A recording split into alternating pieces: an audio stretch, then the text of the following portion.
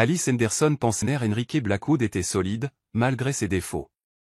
Mais son monde s'effondra lors d'un événement mondain quand Enrique l'humilia publiquement, déclarant son amour pour une autre femme, Natalia, et balayant leur mariage d'un revers de main. Enceinte et le cœur brisé, Alice s'en alla, déterminée à reconstruire sa vie pour son fils à naître, Gabriel. 5 ans plus tard, Enrique n'est plus que l'ombre de lui-même, sa fortune envolée, sa santé se détériorant, et Natalia introuvable. Désespéré de renouer avec Gabriel, Enrique affronte ses erreurs passées et s'efforce de gagner le pardon d'Alice. À travers la thérapie, les sacrifices et des actes désintéressés, Enrique entame un chemin de rédemption. Alors qu'Alice est témoin de sa transformation, elle fait face à une décision difficile. Protéger son indépendance durement acquise ou permettre à Enrique de revenir dans sa vie. Alice sortit de la voiture noire et élégante, ses mains berçant instinctivement son ventre arrondi. La chaude lueur des lumières du gala chatoyait sur sa robe vert émeraude, qui épousait parfaitement ses formes. Elle avait soigneusement choisi cette robe pour mettre en valeur sa grossesse, symbole de sa joie, de son amour et de sa foi en la vie qu'Enrique et elle construisaient ensemble. Elle n'avait aucune idée que cette soirée marquerait le début de la fin. En entrant dans la grande salle de bal, elle fut accueillie par un concert de salutations et de sourires de félicitations. L'élite de la société était réunie, vêtue de ses plus beaux atours, sirotant du champagne et échangeant des amabilités. Alice se sentait fière de se tenir parmi eux en tant qu'épouse d'Enrique, la femme qui portait son enfant. Elle sourit poliment, se délectant de la chaleur du moment. Enrique se tenait à l'autre bout de la pièce, riant avec un petit groupe de personnes. Son charme, comme toujours, était magnétique. Le cœur d'Alice se gonfla d'affection.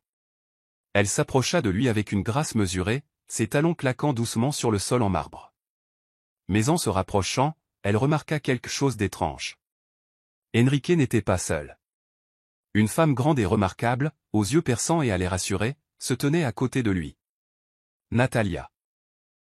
Alice avait entendu des rumeurs à son sujet auparavant, une ancienne flamme, quelqu'un du passé d'Enrique. Elle les avait écartées comme de simples rumeurs, ne croyant jamais que son mari trahirait sa confiance.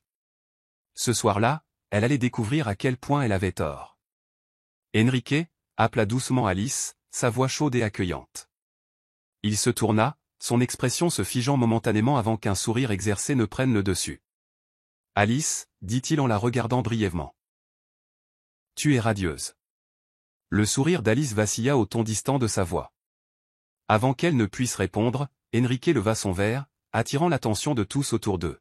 « Mesdames et messieurs » commença-t-il, sa voix résonnant avec assurance. « Merci de vous joindre à nous ce soir. J'ai une annonce importante à faire. » Alice cligna des yeux, prise au dépourvu. « Une annonce ?» Son esprit s'emballa. Était-ce à propos du bébé? Une célébration de leur famille grandissante?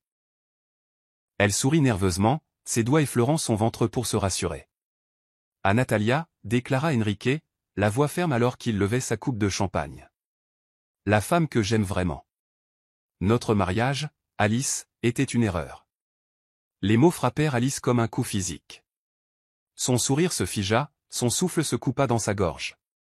La pièce devint silencieuse, les murmures et les rires remplacés par des exclamations de surprise choquée et des mouvements gênés. Toutes les paires d'yeux se tournèrent vers Alice, leurs expressions un mélange de pitié et d'incrédulité. « Enrique, qu'est-ce que tu fais » demanda Alice, la voix tremblante. Ses mains agrippèrent instinctivement son ventre, comme pour protéger son enfant à naître de l'humiliation. Enrique se tourna vers elle, son expression dépourvue de remords. « Alice, arrêtons de prétendre que ce mariage fonctionne. Ça fait longtemps que ça ne va plus.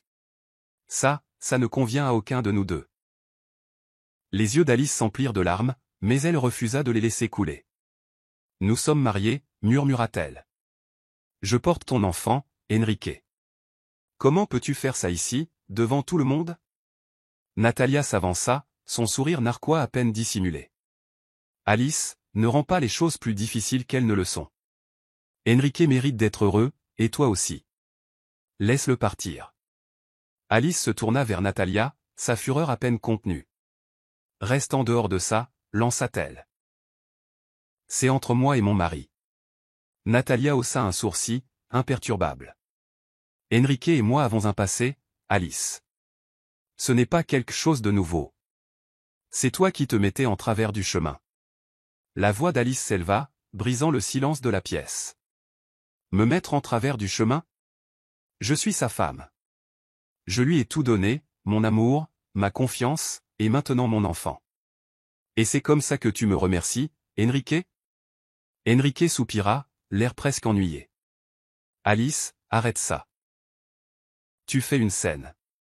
Le rire d'Alice était amer, teinté de douleur. Faire une scène?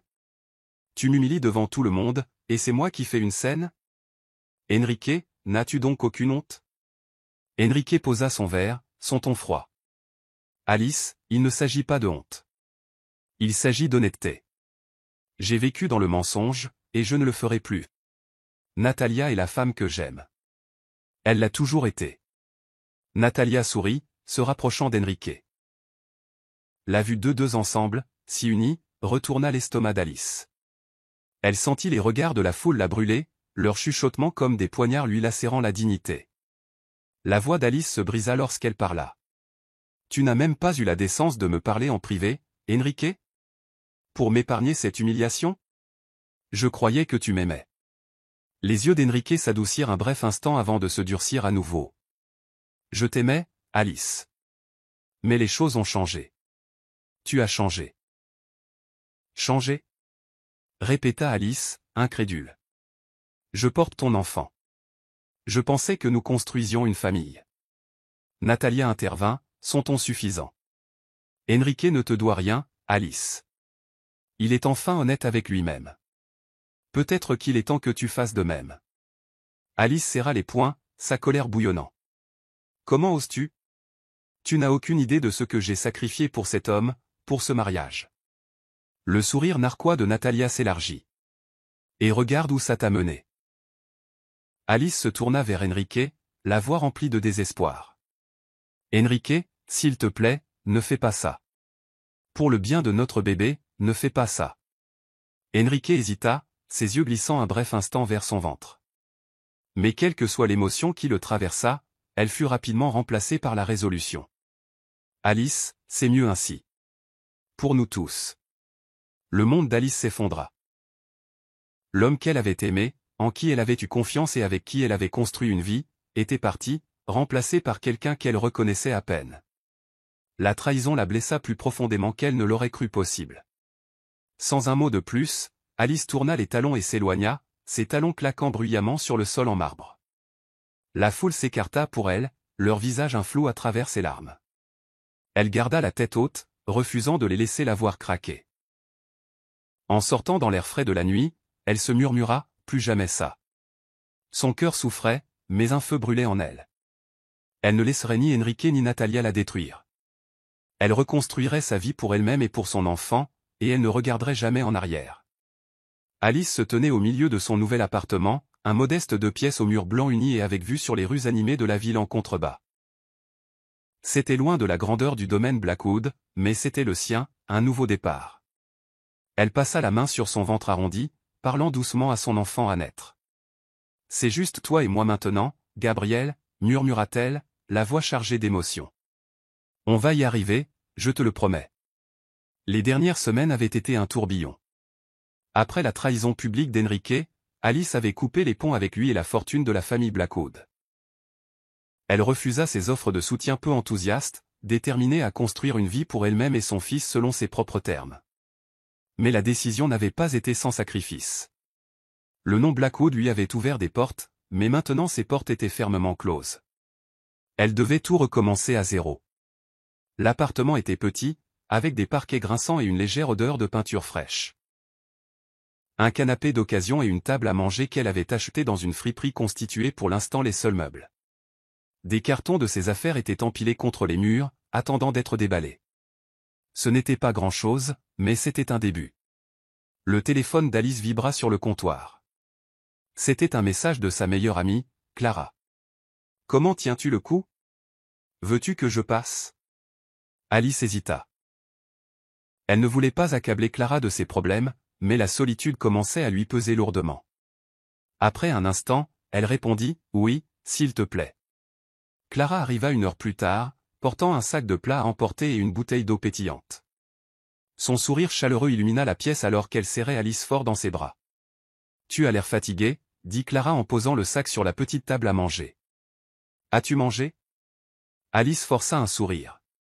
« Autant que je peux. C'est juste que ça a été beaucoup. » Clara sortit 2 assiettes et commença à déballer la nourriture. « Tu fais un travail incroyable, Alice. Déménager, tenir tête à Enrique. C'est plus que ce que la plupart des gens pourraient supporter. » Alice soupira, s'asseyant et posant une main protectrice sur son ventre. « Je ne me sens pas incroyable. J'ai peur. Gabriel n'est même pas encore là, et je me demande déjà comment je vais m'en sortir. » Clara s'assit en face d'elle, son expression s'adoucissant. « Tu es plus forte que tu ne le penses, Alice. Tu n'as pas besoin d'Enrique. Tu peux y arriver. » Les yeux d'Alice s'emplirent de larmes, et elle secoua la tête.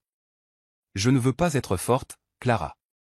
Je veux juste que mon fils ait une vie meilleure que ça. » Sa voix se brisa alors qu'elle désignait du geste le petit appartement. « Ce n'est pas la vie que j'imaginais pour lui. Il mérite mieux. » Clara tendit la main sur la table et serra celle d'Alice. « Gabriel n'a pas besoin d'un manoir ni d'une fortune. Il a besoin d'une mère qu'il aime et qui se bat pour lui. Et c'est exactement ce que tu fais. » Alice essuya ses larmes et prit une profonde inspiration. « C'est tellement dur. J'essaie de lancer mon cabinet de conseil en marketing numérique, mais trouver des clients sans le nom Blackout derrière moi est plus difficile que je ne le pensais. Et les factures, elles continuent d'arriver. » Clara hocha la tête avec sympathie. « Je sais que c'est accablant, mais tu es intelligente et talentueuse. Tu as construit toute la présence en ligne de l'entreprise d'Enrique. Si tu peux faire ça, tu peux faire ça. » « J'espère que tu as raison, » dit Alice doucement, prenant une bouchée de la nourriture que Clara avait apportée. C'était le premier vrai repas qu'elle prenait de la journée. Le lendemain matin, Alice était assise à son petit bureau, fixant son ordinateur portable. Elle avait passé des heures à rédiger des courriels à des clients potentiels, adaptant chacun d'eux pour mettre en valeur ses compétences et son expérience. Les réponses, cependant, avaient été décourageantes, soit des refus polis, soit aucune réponse du tout. Alors qu'elle tapait un autre courriel, son bébé donna un coup de pied, et elle s'arrêta, souriant malgré sa frustration. « Tu me rappelles de faire une pause, hein » dit-elle en se frottant le ventre. « Très bien, Gabriel, allons prendre l'air. » Alice enfila son manteau et sortit. La ville grouillait d'activité, et pendant un instant, le bruit et l'énergie lui remontèrent le moral.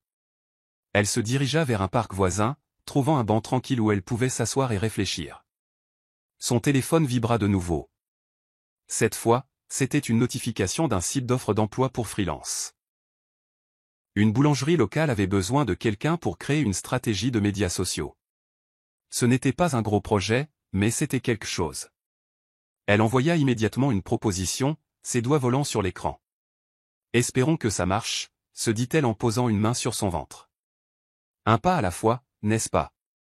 Au cours des semaines suivantes, Alice jongla entre le projet de la boulangerie et la préparation de l'arrivée de Gabriel. Le travail était exigeant mais gratifiant, et les retours positifs de son client lui donnèrent un regain de confiance bien nécessaire. Elle commença à attirer d'autres petites entreprises, construisant lentement un portefeuille et une réputation pour la livraison de résultats. Mais les nuits étaient les plus difficiles. Seule dans l'appartement silencieux, avec seulement le ronronnement du réfrigérateur pour lui tenir compagnie, Alice se surprenait souvent à regretter la vie qu'elle avait laissée derrière elle. Le confort de la sécurité financière lui manquait, la facilité d'avoir quelqu'un avec qui partager les fardeaux. Mais ensuite, elle pensait à Enrique et Natalia, et la douleur de leur trahison lui rappelait pourquoi elle était partie. Un soir particulièrement difficile, Clara appela pour prendre de ses nouvelles. « Comment va ma future maman préférée » demanda-t-elle joyeusement. Épuisée, admit Alice. J'avais 3 échéances cette semaine. Et le bébé ne me laisse pas beaucoup dormir la nuit. Tu es incroyable, Alice, dit Clara. Je le pense vraiment. Tu montes une entreprise et tu te prépares à la maternité toute seule. Ce n'est pas une mince affaire. J'aimerais juste ne pas me sentir si seule parfois. Avoua Alice. J'essaie de rester forte pour Gabriel, mais il y a des moments où j'ai juste envie de m'effondrer. C'est normal de se sentir comme ça, dit doucement Clara. tu es humaine. Mais souviens-toi, tu n'es pas seule. Tu m'as, et tu as Gabriel. Et bientôt, tu auras tout un nouveau monde d'amour quand il arrivera. Alice sourit à travers ses larmes. Merci, Clara. Je ne sais pas ce que je ferais sans toi. Au fil des mois, le cabinet de conseil d'Alice commença à prospérer. Elle décrocha quelques clients à long terme, ce qui soulagea certaines de ses inquiétudes financières. Son appartement commença à ressembler davantage à un foyer, avec des vêtements de bébé et des jouets remplissant les espaces autrefois vides. Un soir, alors qu'elle pliait de minuscules grenouillères, elle parla doucement à son fils. « Nous avons parcouru un long chemin, Gabriel. Ce n'est pas parfait, mais c'est à nous. Et je te promets, quoi qu'il arrive, je te donnerai la meilleure vie possible. » Ces paroles étaient un vœu qu'elle comptait tenir. Alice avait affronté le chagrin, l'humiliation et l'incertitude, mais elle avait aussi découvert une force qu'elle ne soupçonnait pas. Et alors qu'elle se préparait à l'arrivée de Gabriel, elle savait une chose avec certitude, ils y arriveraient ensemble. Enrique était assis dans le bureau faiblement éclairé de son immense manoir, fixant d'un air absent la table ornée devant lui. Son costume autrefois impeccable pendait lâchement sur sa silhouette amaigrie, témoignage physique du stress qu'il avait consumé ces derniers mois. Sur la table reposait une note pliée, écrite de l'élégante écriture de Natalia. Les mots « c'est fini. Je mérite mieux » étaient gravés dans son esprit. Pendant des années, Enrique avait bâti sa vie autour du pouvoir, de la richesse et du contrôle. Il avait troqué l'amour contre l'ambition et la loyauté contre des plaisirs éphémères. Maintenant, l'empire qu'il avait si soigneusement construit s'effondrait autour de lui, le laissant seul dans le silence de sa maison vide. Quelques semaines plus tôt, Enrique était assis dans un cabinet médical stérile, l'air lourd de l'odeur de désinfectant. En face de lui, un médecin d'âge mûr à l'expression gentille mais sérieuse ajusta ses lunettes avant d'annoncer la nouvelle. « Monsieur Blackwood », commença le médecin, choisissant ses mots avec soin. « Nous avons examiné vos résultats d'analyse. J'ai bien peur que ce soit un cancer. » Le cœur d'Enrique se serra, mais il força un rire faible, masquant sa peur par de la bravade. « Un cancer ? C'est ridicule. Il doit y avoir une erreur. » Le médecin secoua doucement la tête. « Je comprends que ce soit difficile à entendre, mais les tests sont concluants. C'est un stade 2, ce qui signifie qu'il est encore temps de traiter. Mais il est impératif que nous commencions immédiatement. » Enrique se pencha en arrière sur sa chaise, le visage pâle. « Après tout ce que j'ai construit, tout ce que j'ai fait, c'est comme ça que ça se termine ?» Le médecin hésita avant de répondre, la voix posée mais ferme. « Vous avez bâti une fortune, Enrique. Maintenant, il est temps de construire quelque chose qui compte vraiment. » Enrique ricana, mais les mots lui restèrent longtemps en tête après avoir quitté le bureau. D'abord, Enrique garda le diagnostic pour lui. Il ne voulait ni pitié ni question. Au lieu de cela, il se plongea plus profondément dans le travail, essayant de se distraire de l'anxiété lancinante qui lui serrait la poitrine. Mais peu importe le nombre d'heures qu'il passait à son bureau, la réalité de sa maladie le suivait. La fatigue commença à se faire sentir, et bientôt il ne put ignorer le poids de sa situation.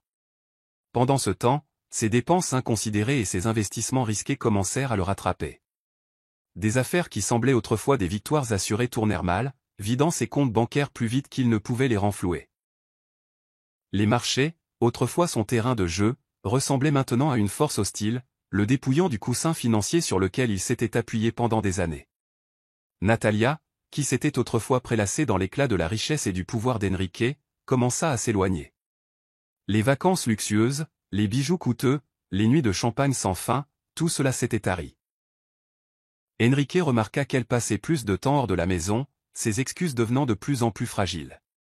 Un soir, il la confronta. « Natalia, où étais-tu ? Tu n'es presque jamais à la maison. » Elle croisa les bras, son visage un masque d'indifférence. « Je n'ai pas à me justifier auprès de toi, Enrique. D'ailleurs, que me reste-t-il ici ? Tu n'es plus l'homme dont je suis tombée amoureuse. » La voix d'Enrique craqua de désespoir. « Je suis malade, Natalia. J'ai besoin de toi. » Ses yeux brillèrent de frustration. « Tu as besoin de moi maintenant ?